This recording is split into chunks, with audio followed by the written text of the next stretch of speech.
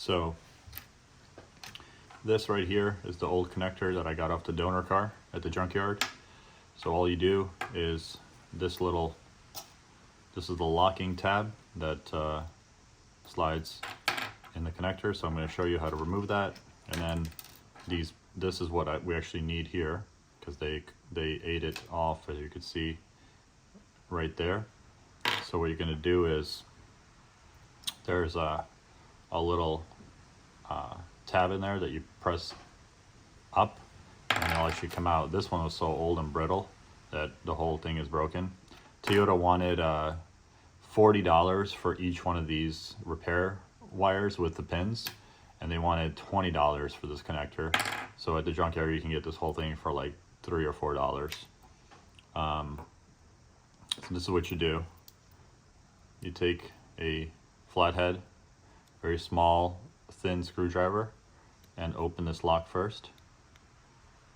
So do you see? That's open. Carefully. Yeah, it breaks too. So that's out like that. And then what you do is you push in there. There's going to be a tiny little tab that will allow you to get those pins out. So let me do that real quick off camera, and I'll get back to you. Okay, so it's back together. What I did was to pull the other broken pins off, I actually stuck a screwdriver in there to get some leverage. And then what I did was I used the wires from the donor car, and the pins, if you notice, they go in only one way orientation, and then you'll hear it click into place, and then this white lock you put in last, and you just press it in. Be very careful, because obviously this is from 2006, so they're very brittle and they will break, obviously, you know, a little bit here and there, but it's still a totally usable connector. And then what you do on the other side is you just clean off this sheathing, and then I'll show you, I have these little tiny connectors that you heat up with a heat gun, and it essentially, it's like a weld. It'll weld the two ends together. So hopefully there's just enough length on the original harness so that I can connect this to the solenoid itself, and then this to the harness.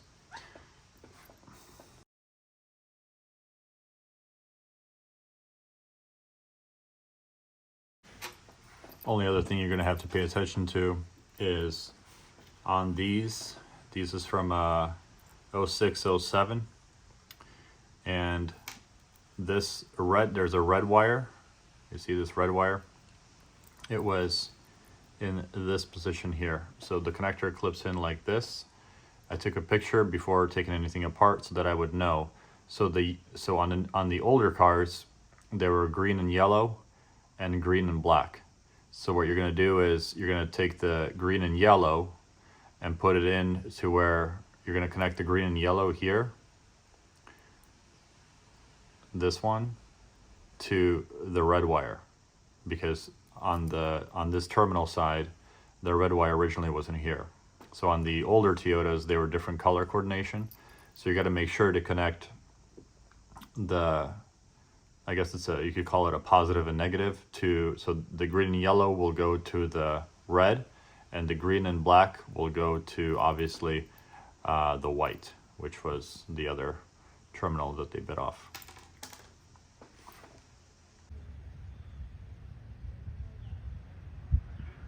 All right, guys, so this is how this is gonna work. Here's my junkyard connector that we made, okay? I already stripped the wires. And this is the pins in there. Okay. I've already also cleaned off these wires here. So it's a little bit more than I'll need, but it is what it is. That's nice and clean in there, no issues. Here's what I'm gonna do. These right here are little rubber connection points that already have a little bit of solder inside. So what you do is, I'll show you a picture. You slide these over the wires. Then you're going to use a heat gun to heat up that solder. Okay, that will bond your wires together to those. And then you're going to slip over these. You don't have to do this right here. In fact, I might not even do it, but this is just to give it a little bit more extra protection for these. So these will slide over that top one and just apply a little bit of heat and they'll shrink. But these are super handy to have.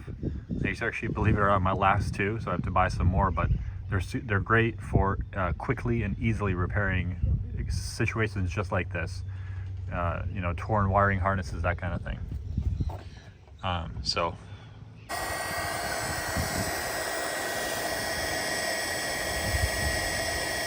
basically you're going to want to heat up the solder until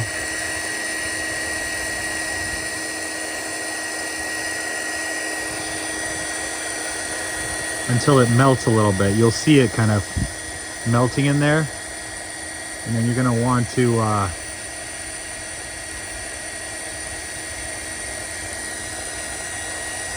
heat it up like this from both sides. This right here, that will shrink. You have to get it, you know, melting hot, but as much as you can, you want to make sure that that solder joint is right on top of where you twist the two wires together. And then that way you can be assured that there's a good point of contact.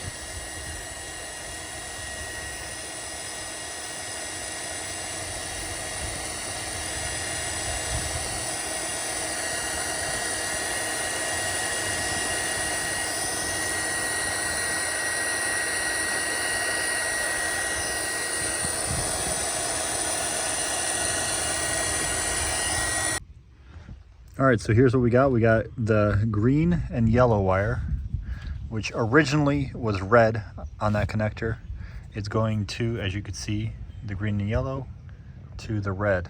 And then we got the green and black going to the white wire. Okay, so very important to not mix those up. Now, before I put that protective sheathing on there once and for all, I'm just gonna clear the codes, make sure they clear, make sure I have a connection, drive the vehicle, and then only once the check engine goes away, then I'll put these guys back on. This is just a 10mm holding this ground cable right there.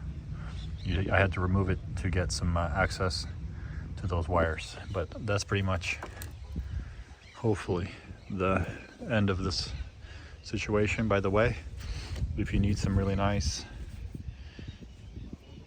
crimps, wire strippers, right here, these work amazing.